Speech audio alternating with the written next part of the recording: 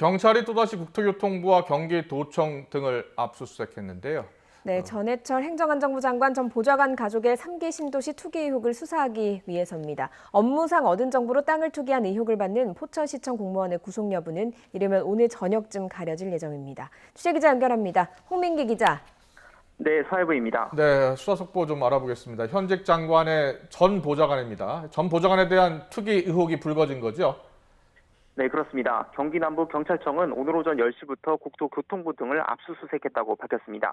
경상남도 진주시 LH 본사, 안산시청, 경기도청도 포함됐는데요.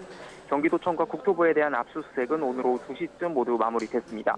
경찰은 전해철 행정안전부 장관의 전 보좌관 가족이 3기 신도시 예정지 땅을 투기했다는 의혹과 관련해 압수물을 확보하는 것으로 알려졌습니다. 앞서 한 시민단체는 지난 18일 전 장관의 전 지역보좌관 부인 A씨를 농지법 위반 혐의로 경찰에 고발했습니다.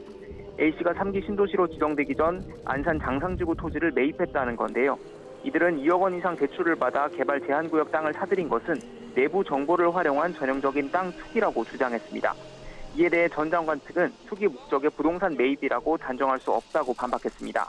이런 가운데 경기 남부경찰청은 지난 19일부터 열흘째 LH 전 현직과 그 주변인을 불러 조사하고 있습니다. 오늘도 여러 명을 참고인 신분으로 소환 조사한 것으로 알려졌는데요. 국토부 등 압수수색을 통해 확보한 압수물을 충분히 분석하고 구속영장을 신청할지 검토한다는 방침입니다.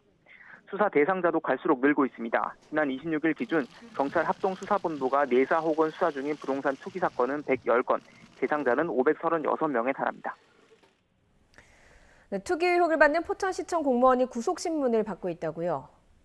네, 그렇습니다. 포천시청 공무원 박모 씨가 구속 전 피의자 신문을 마치고 오늘 정오쯤 이정부 지방법원 밖으로 나왔는데요.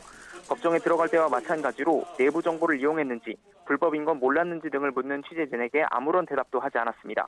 박 씨는 지난해 9월 부인과 함께 40억 원을 대출받아 도시철도 7호선 연장 노선에 전철역 예정지 인근 땅과 건물을 사들였습니다. 박 씨는 부동산을 사기 직전까지 도시철도 연장 사업을 담당했는데 이 때문에 박 씨가 업무를 하면서 알게 된 정보를 이용했다는 의혹이 불거졌습니다. 이 부동산들은 법원에서 몰수 보존 결정이 내려져 박 씨가 마음대로 처분할 수 없는 상황입니다. 앞서 검찰은 부패방지법 위반 혐의로 박 씨에 대해 구속영장을 청구했습니다. LH를 비롯한 공직자 부동산 투기 의혹 수사에서 구속영장이 청구된 건 처음입니다. 경찰은 박 씨가 업무상 얻은 정보를 이용했음을 증명하는 상당한 증거를 찾았다며 구속영장 발부 가능성에 무게를 두고 있습니다. 박 씨의 구속 여부는 이르면 오늘 저녁쯤 가려질 것으로 보입니다. 지금까지 사회부에서 전해드렸습니다.